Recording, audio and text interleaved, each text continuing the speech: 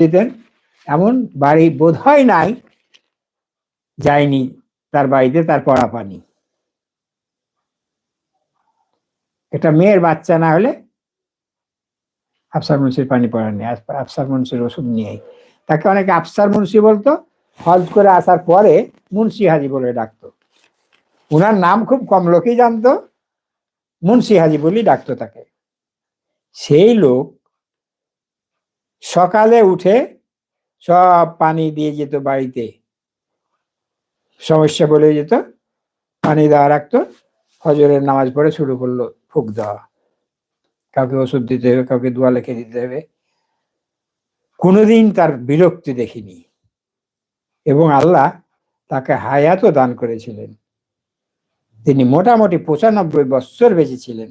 সামান্য কিছুদিন বিছানায় পড়েছিলেন, বিছানায় পড়ে থেকেও তাকে মানুষ ছাড়েনি।